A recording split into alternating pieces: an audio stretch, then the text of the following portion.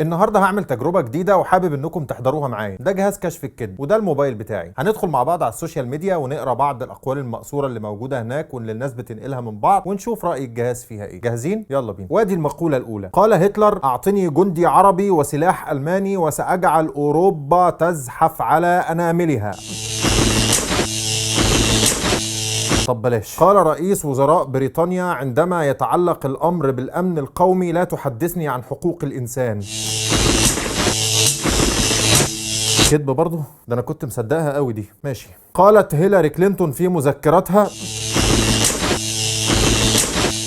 هو انا قلت حاجه لسه يا عم؟ طيب ماشي. طب خد دي. عندما منع الملك فيصل البترول عن امريكا جاء كيسنجر للملك فيصل وقال له: طائرتي بحاجه للوقود فهل تحقق لي تلك الامنيه؟ فقال الملك فيصل: وانا اريد ان اصلي في المسجد الاقصى فهل تستطيع ان تحقق لي تلك الامنيه؟ بجد؟ طب قال له ايه؟ قال له ايه؟ انت بتكهرب على طول كده يا عم.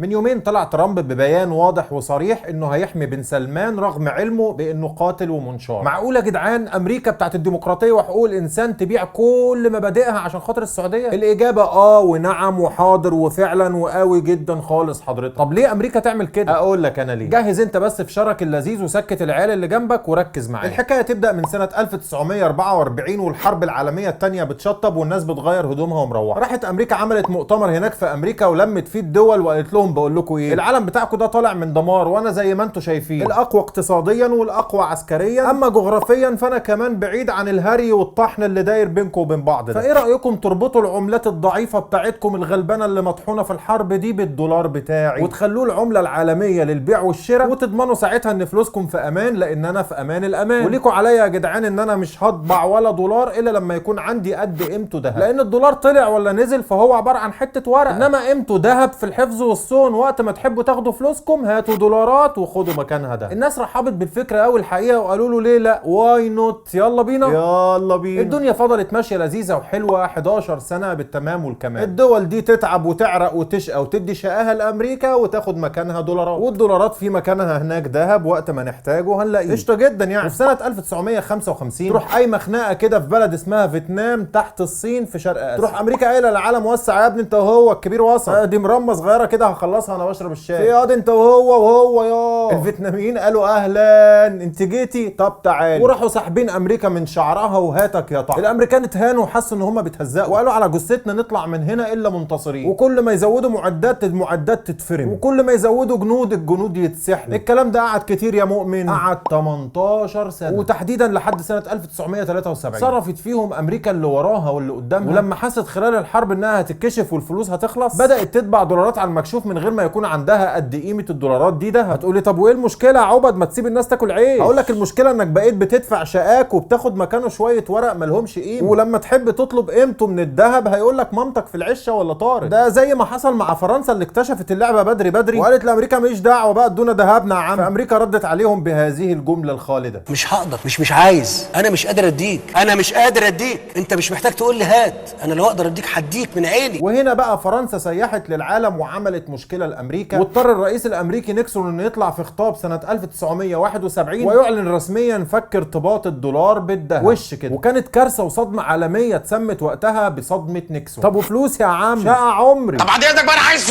فلوسك شغلتها وخسرت معايا. بس خلي بالك برضو دوله زي امريكا لما تطلع تقول الكلمتين دول وهي عارفه عواقبهم وان الناس هتسيب الدولار وتبدا تدور على عمله قويه تانية، فامريكا مش هبله برضو عشان توقع اقتصادها بخطاب بيقوله الرئيس الامريكي والعالم كله بيشوفه. بس كانت هناك خطه بديله، وكانت الخطه البديله هي استبدال الذهب الاصفر النادر اللي احنا مش عارفين نتحصل عليه بذهب تاني اسود وقيمته تعلى واحنا بس اللي نتصرف فيه. خزن دي بقى كده في معلوماتك. وقبل الوقت ده بشويه كان في واحد في مصر اسمه عبد الناصر بيتبنى الفكر الشيوعي وبينشره وبيحاول يعمل وحده بين مصر وسوريا، وايده كمان في حرب اليمن ومحاوط السعوديه من كل اتجاه. ومش بس كده، ده كان كمان بيهزق آل سعود وبيهينهم على شاشات التلفزيون لايف. بيطلع واحد مربي دقنه ويقول لك الاشتراكيه كفر. اللي بيقول هذا الكلام يقول لك الاشتراكيه ضد الدين، هو اللي بياخد ثروه البلد كلها لنفسه. طبعا اذا طبق الاشتراكيه هيجيب فلوس ويوزعها على الناس. طب هو عبيط؟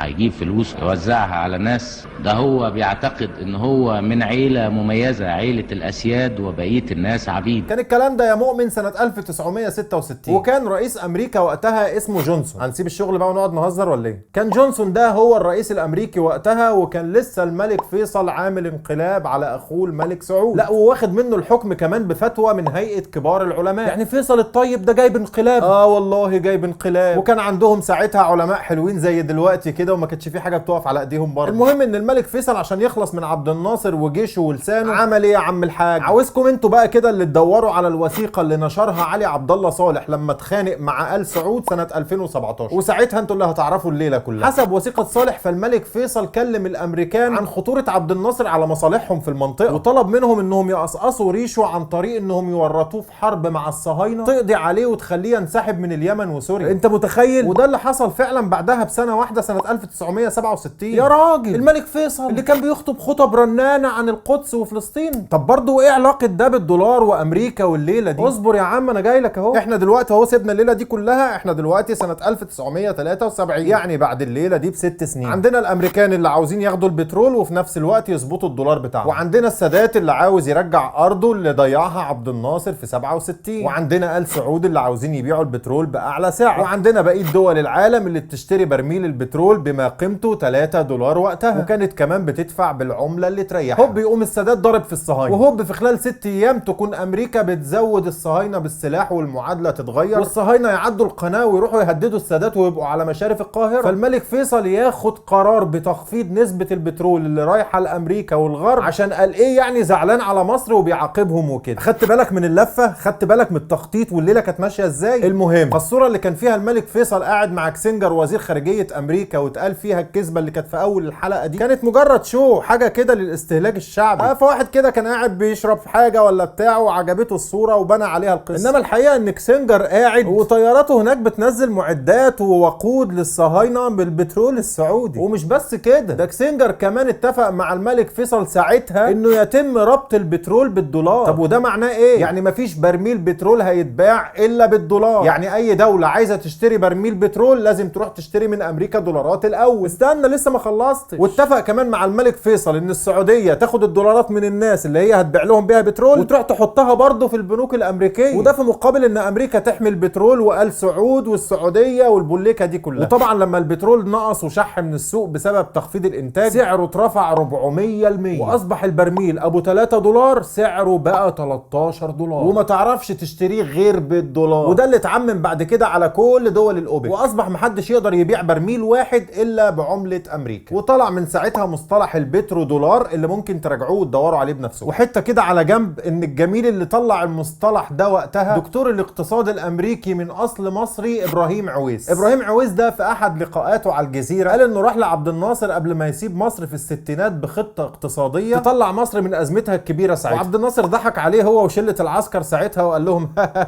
حته عيل جاي يعدل علينا. وسافر امريكا بعدها واتكرم من الرئيس الامريكي نفسه بعد ما ساهم في نهضه اقتصاد امريكا. تخيل. المهم ان منظومه البترو دولار فرضتها امريكا بمساعده السعوديه، واللي يفكر او يحاول يطلع بره المنظومه ما اقولكش هيتعمل فيه ايه. دور على صدام حسين اللي قرر سنه 2000 انه يبيع بترول العراق باليورو وشوفوا راح فين. سيبك من حوار اسلحه الدمار الشامل والحوارات التانيه دي، كل ده استهلاك شعبي. وراجع تاريخ القذافي اللي فكر في انشاء عمله جديده من الذهب علشان يتداول بيها البترول مع بقيه الدول، ولف ساعتها افريقيا عشان يجمع الناس حواليه، وحادث لوكيربي اللي حصل بعدها واتحاصرت بسببه ليبيا لمده 20 سنه. وشوف السبب الحقيقي عن العقوبات اللي اتفرضت على ايران لما اتحالفت مع روسيا وفكرت تبيع البترول بالعمله الصينيه. القصه لا هناوي ولا حقوق انسان ولا الهري اللي بنسمعه ده كله. فمن الطبيعي ان امريكا تدافع قوي يعني وبقوه كمان عن آل سعود، وآل سعود موجودين لحد النهارده عشان بس بيراعوا مصالح امريكا. كم من جرائم خطف وتعذيب وقتل عرفتها المخابرات الامريكيه وتكرتن عليها عادي. مشكله خاشقجي عليه رحمه الله انه كان صحفي وبيكتب في الواشنطن بوست، فالصحافه العالميه واخده الموضوع بشكل شخصي وبتحارب يعني عشان تجيب حق الراجل بتاعه، والخناقه فاضله مستمره لحد دلوقتي عشان الاعلام بس والصحافه هم اللي ضاغطين وعاوزين ينتقموا. لكن غير كده كان زمانها خلصت من زمان جنب اخواتها، ودينا قاعدين نتفرج ونشوف. هل هتقدر امريكا تسكت العالم وتطرمخ على القضيه وتحمي بن سلمان، ولا الاعلام هيكسب ويجيب حق الراجل بتاعه ويوقع بن سلمان؟ بس حتى فرضا لو وقع وانت مغمض كده اعرف ان اللي جاي مش هيجي الا لما ياخد توقيع ماما امريكا، زيه زي اي دكتاتور في هذه البقعه المعتمه من الكوكب اللي اسمها الشرق الاوسط. بس يا مؤمن.